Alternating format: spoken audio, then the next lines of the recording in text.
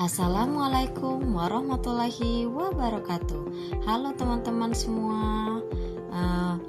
Pada pertemuan sebelumnya itu kita membahas tentang asesmen ya teman-teman. Sudah banyak sekali yang kita bahas mengenai asesmen.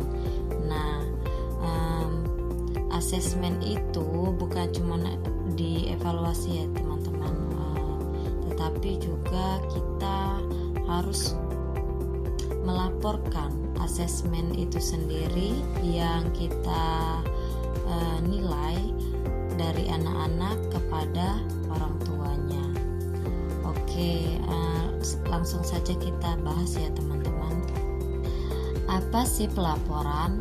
Nah, pelaporan atau asesmen atau penilaian ini sendiri adalah evaluasi proses pengumpulan data untuk menelaah efektivitas pembelajaran dan menyimpulkan hasil belajar. Jadi sudah dinilai, terus kemudian hasilnya itu dikumpulkan menjadi sebuah data yang kemudian akan kita sampaikan atau laporkan kepada orang tua mengenai asesmen untuk anaknya itu sendiri. Nah, yang selanjutnya kita sebagai guru yaitu sangat wajib ya teman-teman dalam menyampaikan pelaporan asesmen ini sendiri. Kita harus memiliki keterampilan. Yang pertama dalam memberikan alasan logis atas keputusan penilaian. Yang kedua, berkomunikasi secara efektif dan bijak dengan orang tua. Dan yang ketiga, mengambil keputusan yang objektif dan tidak merugikan pihak manapun. Selanjutnya ada aspek dan tujuan pelaporan. Jadi apa sih aspek dari pelaporan ini dan tujuan pelaporan ini tuh apa, seperti itu. Nah, aspek yang dinilai dalam ini sendiri yaitu meliputi seluruh perkembangan anak, baik fisik, bahasa, kognitif, sosial emosional, seni, serta moral dan nilai agama. Adapun tujuannya yaitu memberikan penjelasan transparan kepada orang tua mengenai pertumbuhan dan capaian hasil belajar anak selama di sekolah. Jadi tujuannya itu sangat jelas ya teman-teman. Pelaporan dari asesmen ini sendiri yaitu kita tuh menjelaskan kepada orang tua mengenai baik aktivitas ataupun perkembangan pertumbuhan anak selama berada di sekolah, dan kita sampaikan kepada orang tua mereka. Barangkali ada yang bertanya, bagaimana sih bentuk laporan yang harus kita buat? Nah, di sini saya memberikan sedikit gambaran. Format laporan itu boleh berupa buku atau kartu ya teman-teman. Disesuaikan lagi dengan kebutuhan dan karakteristik yang ada di sekolah teman-teman. Selanjutnya isinya itu seperti apa? Nah, isinya itu berupa uraian atau deskripsi yang objektif, disertai kolom-kolom khusus untuk catatan penting mengenai perkembangan anak yang perlu diketahui oleh orang tua. Jadi penilaian anak ini selama 1 semester disajikan dalam bentuk uraian atau kalimat singkat yang mencakup 6 aspek perkembangan, yaitu tadi ada agama dan moral, motorik, kognitif, bahasa, sosial emosional, serta seni. Selanjutnya dalam penyampaian pelaporan itu apakah ada jenis-jenisnya? Nah, di sini tentu ya teman-teman ada 2 jenis, yaitu jangka pendek dan jangka panjang. Nah, jangka pendek ini sendiri adalah penilaian insidental atau kejadian mendesak. Nah, disampaikan cepat ke orang tua secara lisan atau dengan menggunakan buku penghubung yang ada di sekolah teman-teman. Nah, Kalau yang jangka panjang itu penilaian menyeluruh dan berkelanjutan, misalnya nih tiap semester. Nah, ini tuh untuk melihat perkembangan anak secara lengkap.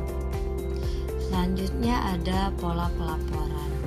Nah, ternyata dalam pelaporan itu terdapat pola-pola juga ya teman-teman. Ada di sini yang pertama memuat perkembangan menonjol dan rekomendasi. Misalnya dari aktivitas anak atau penilaian anak yang berkembang sesuai harapan atau berkembang sangat baik. Nah, yang kedua ada rekomendasi diambil dari aspek yang belum berkembang. Misalnya dari anak itu apa sih yang belum berkembang atau mulai berkembang. Selanjutnya yang ketiga adalah berisi gambaran umum tentang perkembangan anak.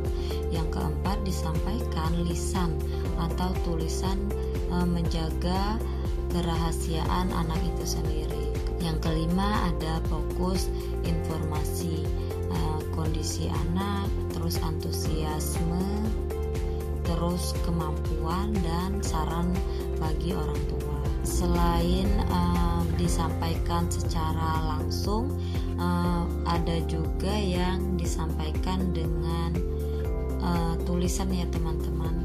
Nah, di sini ada tata cara penulisan pelaporan. Yang pertama itu kita harus menggunakan bahasa sederhana, positif dan jelas. Tentu ya teman-teman agar mudah dipahami oleh orang tua. Menjelaskan capaian perkembangan anak. Nah, isi laporan ini sendiri harus mencakup 5 aspek perkembangan ya teman-teman. Nah, dari 5 aspek tersebut ataupun perkembangan atau pencapaian umum dari anak itu sendiri harus kita jelaskan di dalam buku tersebut atau penyampaian secara langsung. Terus berdasarkan data yang nyata atau objektif. Tentu ya teman-teman, kalau tidak dengan penilaian nyata, lalu diisi dengan apa pelaporan itu sendiri. Kemudian memberi rekomendasi untuk yang belum berkembang. Nah, misalnya pada anak yang belum berkembang ini tuh ada banyak misalnya. Nah, itu harus ditulis atau disampaikan semua kepada orang tua mereka agar ditindaklanjuti bersama-sama. Terus yang terakhir adalah bersifat individual sesuai kondisi setiap anak. Nah, tidak boleh ya teman-teman membandingkan, misalnya dalam laporan itu sendiri, oh anak ini lebih unggul dari anak itu. Nah, hal ini tuh tidak boleh ya teman-teman kita lakukan. Nah, artinya kita tuh harus melaporkan perkembangan anak ini sendiri tanpa harus membandingkan anak ini dengan temannya. Simpulan. Nah, pelaporan ini sendiri adalah kegiatan penyampaian hasil penilaian dan perkembangan belajar anak kepada orang tua yang mencakup aspek fisik, sikap, pengetahuan, dan keterampilan. Nah, laporan ini sendiri ditulis dengan bahasa yang jelas, positif, dan mudah dipahami agar tidak menimbulkan kesalahpahaman baik antar guru dan orang tua. Baik, itu saja yang dapat saya sampaikan pada pertemuan kali ini mengenai tentang pelaporan asesmen itu sendiri. Sampai jumpa di minggu selanjutnya. Terima kasih. Wassalamualaikum warahmatullahi wabarakatuh.